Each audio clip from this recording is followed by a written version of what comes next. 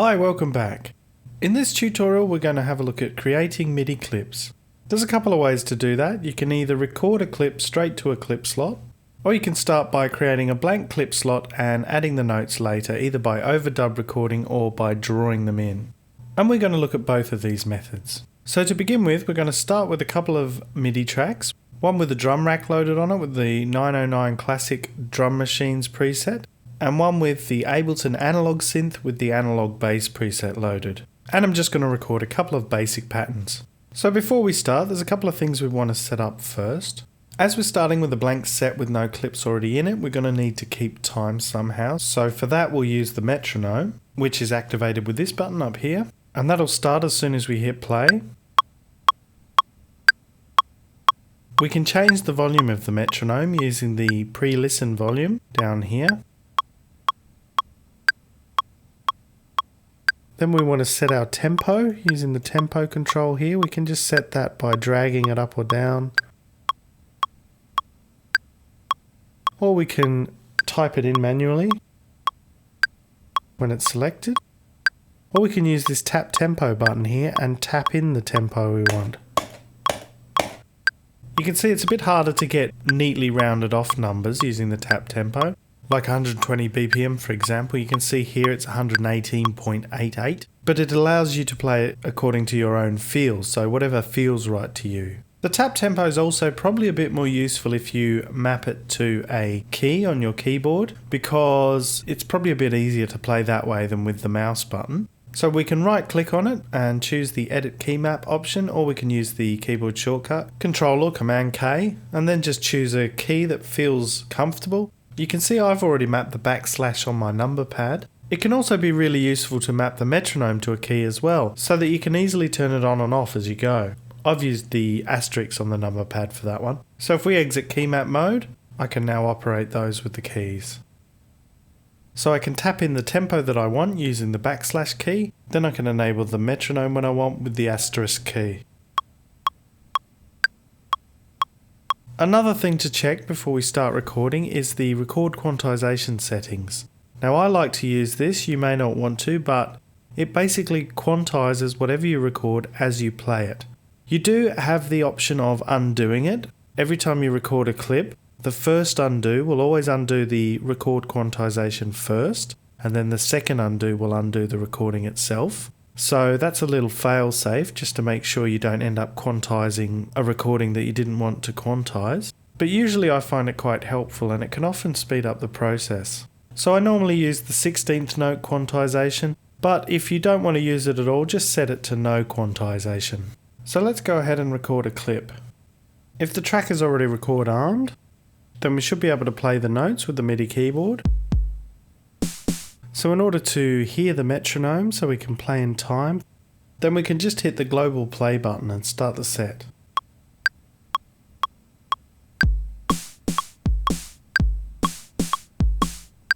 So when we're ready, we just play this and it'll count in time with the quantize here, which is a bar at the moment.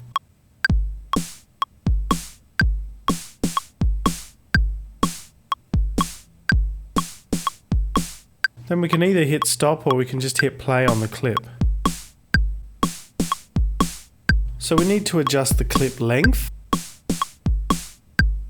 because it recorded a bar more than we needed at the end there. And so you can hear that's nice and neatly quantized, it fits perfectly in time, and that's because of our record quantization setting. Now if we have a look at the edit menu and look at the undo options, actually at the moment it says undo change value, but that's because I changed the length of the bar. But if I hadn't have done that, then the option we'd see is this, undo record quantization. So we can undo that quantization, and if we have a look now, you can even see some of the notes are a bit off, and if we play it, you can hear it's quite sloppy.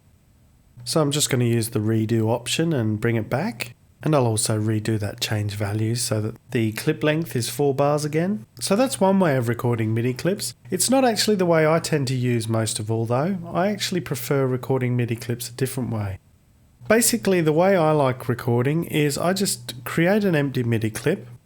You can see there's already one here because I include one in my template set, but if I delete that, just so I can demonstrate, You can create an empty MIDI clip just by double clicking on any clip slot, and that'll create a 1-bar clip. You can see down here it says the length. And of course you can change that so that the length of the clip is 2 bars, 3 bars, 4 bars. But often I'll start with 1 bar. So now the main key function to working this way is the overdub button.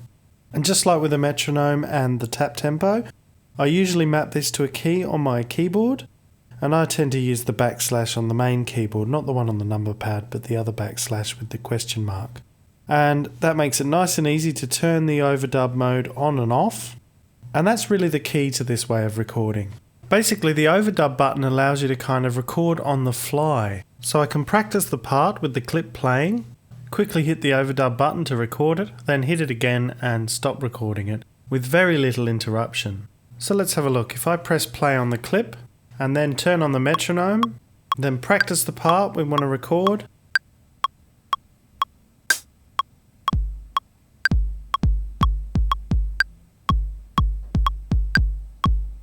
Then quickly hit the overdub button or the backslash on the keyboard and play it again. And I only need to play it once because it's a 1-bar loop. As soon as it loops around, it'll start playing automatically.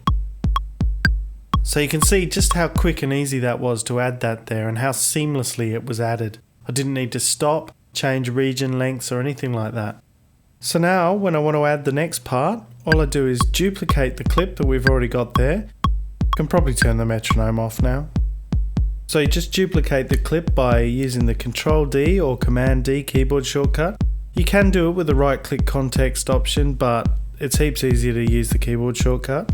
And then once it's duplicated, you hit the play button on the new copy and repeat the process again and record the new pattern.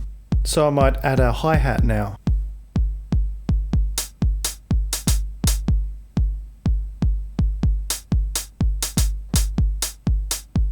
And you can hear the record quantizers keeping it nice and tight. So I might now do the next part, use duplicate in the right click menu this time. Maybe add a snare.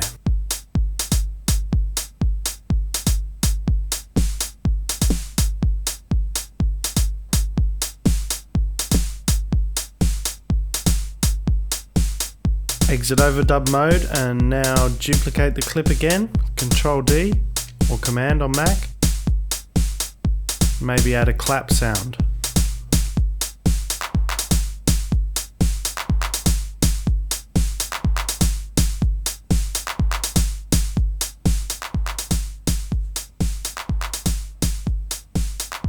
So you can see there just how easy that is to build whole drum patterns in seconds on the fly without even stopping the music once. And of course, I'm playing it quite sloppy here because I'm trying to record a video tutorial at the same time. But it really doesn't take much practice or concentration to get to a point where you can easily practice the parts and put them in as you go. So I think it's just so much better doing it that way and so much more flexible and immediate. But now if you then wanted to go on and increase the length of this clip, then all you need to do is increase the length here using the length field, either with the mouse or the arrows, or enter it directly. Then just select all of the notes, either with the mouse by rubber band selecting or by using select all, which is Control or Command A, and then just use the duplicate function just like we've been doing with the clips. Now sometimes you might find with duplicate that the pattern doesn't exactly land on the bar. It might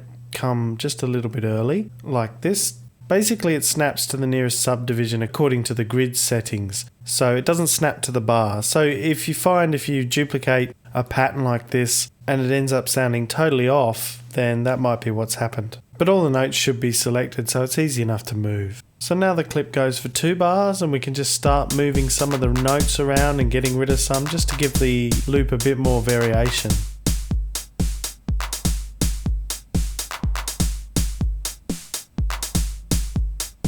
Okay, well that's it. Thanks for watching. See you next time.